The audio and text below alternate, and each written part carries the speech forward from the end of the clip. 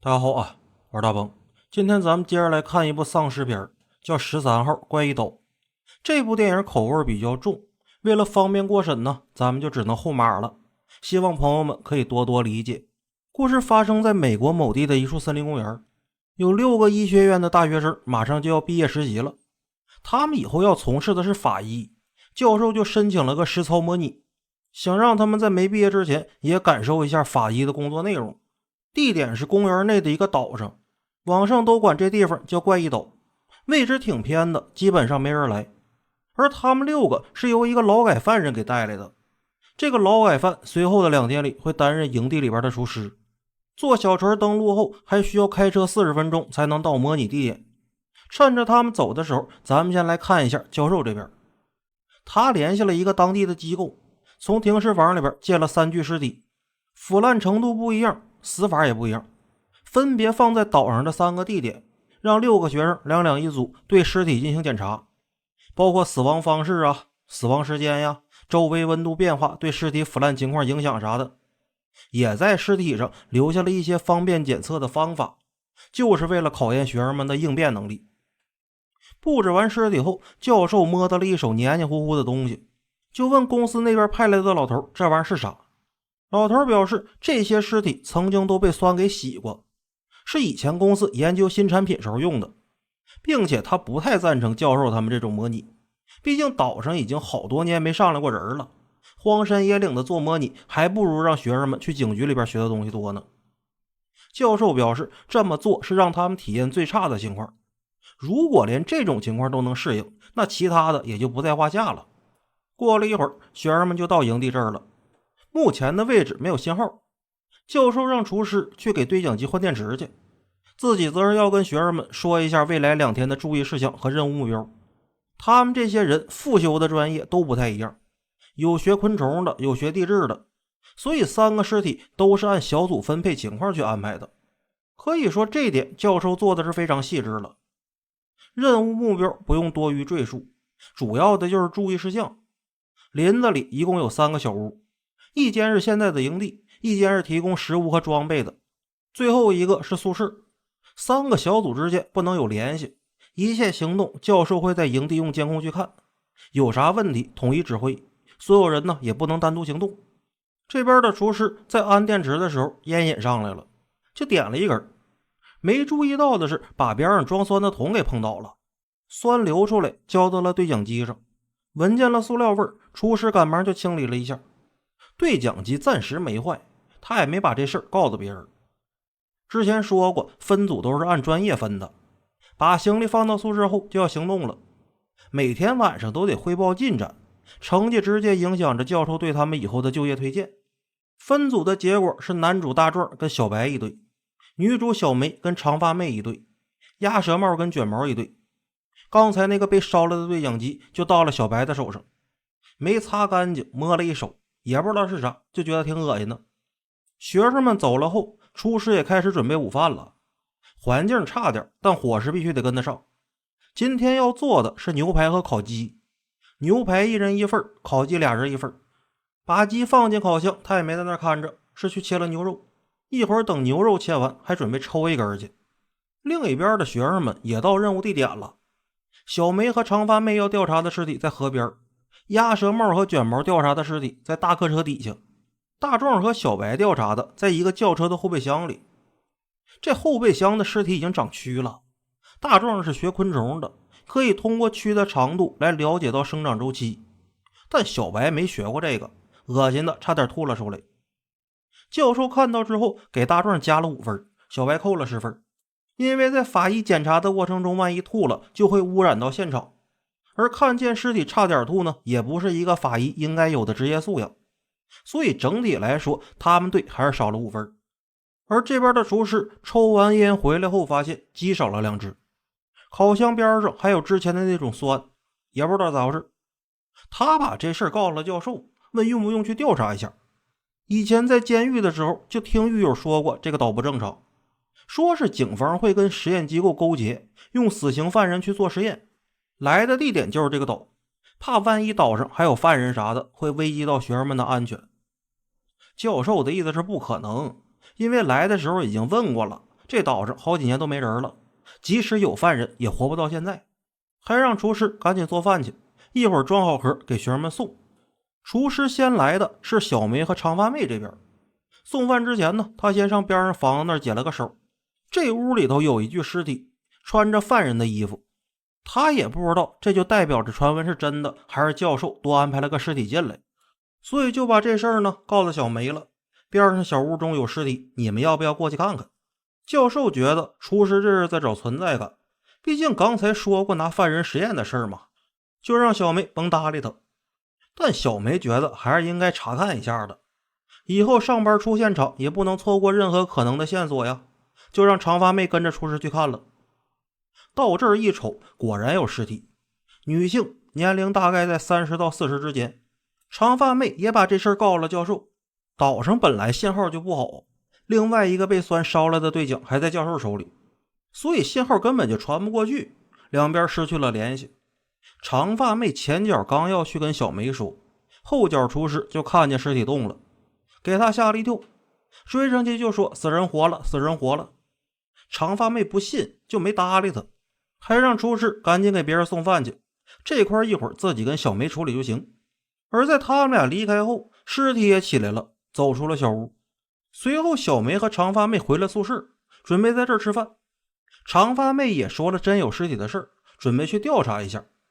小梅的意思是咱们应该先把湖边的尸体弄完再说，毕竟这才是正事儿嘛。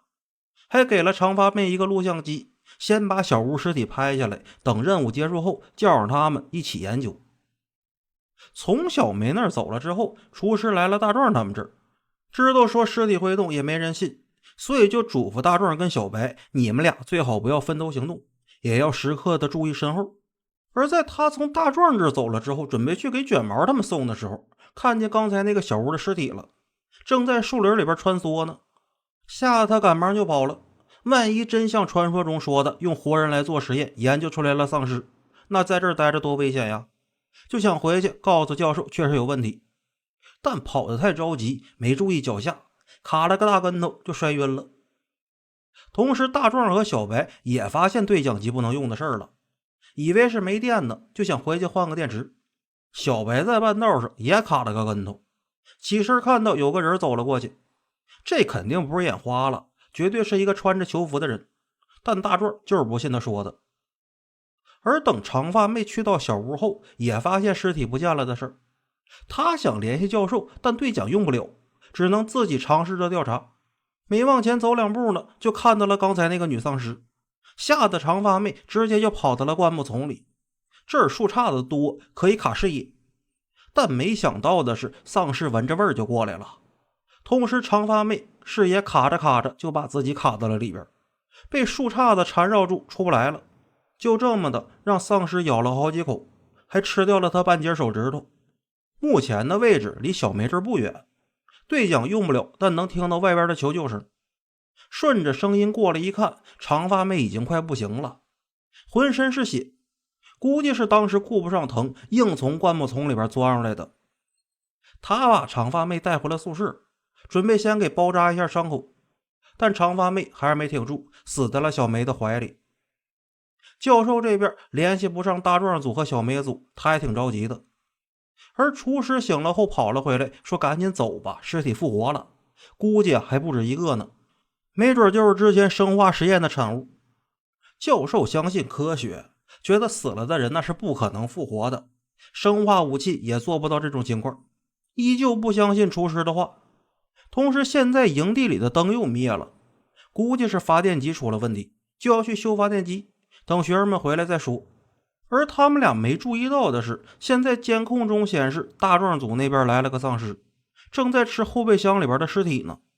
长发妹的死给小梅吓坏了，双腿发软，教授还联系不上，不知道怎么办才好。这时候长发妹的尸体突然站了起来，还准备攻击他。现在小梅也顾不上那老些，从边上拿了个壁纸刀就对长发妹一顿输出。受伤后长发妹暂时倒地，小梅也暂时安全了。又过了一会儿，鸭舌帽和卷毛回了营地，想问问为啥没人给他们送饭去。厨师表示，我去给你们送的路上看见树林里边有一个尸体在走，就把我给吓跑了。这就让鸭舌帽想到之前确实好像听见树林里边有啥动静。他是相信厨师的，建议教授赶紧联系个直升机，先从这儿跑出去再说。教授觉得这就是妖言惑众，让鸭舌帽和卷毛接着回去调查尸体，如果不去我就把你们分全扣了。这边的大壮和小白换好电池之后也回车这儿了，发现尸体被吃了，还觉得挺奇怪的，多少蛆他也吃不了这么快呀。小白之前就看到了穿囚服的人，第六感告诉他这个岛很危险，就没管大壮，准备自己先回营地。可走着走着就碰见丧尸了，还不是一只，2个丧尸配合着把他逼到了角落里，小白就这么被吃了。叫声非常大，大壮和营地这边都听见了。会合后一问才知道，小白根本就没回营地，同样没回来的还有小梅和长发妹。厨师的意思是估计已经凶多吉少了，首先发现尸体的就是小梅那边，理论上他们俩也是最先遇害的。大壮听到之后急了，因为小梅是他对象，现在就很担心女友的安危。教授现在也相信事儿不对了，让他们几个都别吵吵。目前没听到小梅和长发妹的惨叫，估计他们还是安全的，先想想咋救人再说。剩余的3个学生决定分头行动，大壮去找小梅和长发妹，卷毛和鸭舌帽出去找小白，活要见人，死要见尸。让教授跟厨师留守营地，用监控去看丧尸的动向，有啥情况及时用对讲机联系。与此同时，长发妹休息了一会儿又复活了，小白也顺着气味追杀到了小梅这儿，是从地板上进来的，但被卡在了中间。小梅先是用木棍插进了长发妹的嘴，给钉在了墙上，又拿了一瓶酸去浇小白，浇不死也给你烧个半死。一看丧尸好像不太怕疼，小梅呢就又想了个招，捡起块被小白撞碎的木板，直接割开了他的脖子。这边还没处理好呢，长发妹又过来了。刚才那个木棍是插在了腮帮子上，往前一使劲，顺着脸皮就给薅下来了。这回小梅是忍不了了，用木板插进了长发妹的头里，得先弄死一只再说，要不然他俩左右拉扯着打，打到天亮战斗都结束不了。他这个方法是有效的，在长发妹死后，小梅也可以安心的对付小白了。先是用化学药品做了个炸弹，顺着房顶爬出来，等着小白来追。刚一露头，就把炸弹塞到了小白的脖子里，炸死你个龟孙不就完事儿了吗？到了晚上，大壮也在宿舍这儿找着小梅了，同时他的身后还跟来了一只丧尸，俩人卡着视野一动不动，准备等着丧尸吃长发妹尸体的时候，趁机拿木板掏他一下子。但这个丧尸是生化改造过的，木板根本扎不进去，还被人家发现了位置，只能逃跑，争取能回到营地和大部队会合。而营地这边也不安全，女丧尸闻到了肉味，正吃厨师的食材呢。教授有一把枪，想从后边给丧尸来个突然袭击，就让厨师在屋里边好好躲着。但他们没发现的是，屋子底下也有一只。厨师进屋一发出声音，丧尸听见了，撞破地板就冲了出来。厨师用汽油做了个燃烧瓶去砸，但他身边没有火，光撒了丧尸一身油也没有用，最终还是被咬伤拽进了地板里。教授回来的时候人就已经不见了，他也知道厨师大概率就是凶多吉少了，营地破了这么大个洞，肯定也不安全了。另一边的卷毛和鸭舌帽是去仓库里边拿了点武器，还没找着小白呢，但他们不是野外生存探险，所以武器方面也没啥好用的东西，杀伤力最大的就是砍柴用的小斧子了。这边的大壮和小梅则是悄悄地摸到了客车这儿，教授也过来了，问他们有没有见过鸭舌帽和卷毛。大壮说没看见，估计是走了不同的方向。教授让他们俩在车里边躲好别出来，自己去另外一边看看。走之前呢，还给小梅留了一把枪。没过一会儿，厨师变成丧尸来了客车这儿，而卷毛他们俩中途遭遇丧尸后，是去了白天送他们来的那个车那儿，为了躲避，只能先进到车里。也就是这么一按喇叭，小梅和大壮听见声音了。这辆车是能开的，鸭舌帽一脚油下去就甩开了丧尸，带着卷毛漫无目的的往前开。毕竟对讲不能用，他俩也不知道其他的人在哪儿。小梅和大壮想去车那找卷毛他们，刚一下车，厨师就冲过来了。大壮为了护着小梅，准备上前搏斗。小梅一紧张，抬手就打，好巧不巧的，第一枪打在了大壮的后背上，一下子就给搂倒了，给厨师都看了一愣。也就是这么一犹豫，小梅开出了第二枪，击中了厨师。随后大壮他们和卷毛他们顺着路走，也成功的汇合到了一起。接下来只要找到教授就可以了。可在寻找的路上又碰见了丧尸，有从前边拦路的，有从边上撞玻璃的，压死了几只，撞飞了几只，最终只剩下了一个趴在了前挡风玻璃上。大壮有伤没法作战，鸭舌帽得开车，小梅开枪又怕误伤，所以只能让卷毛去跟丧尸1v1。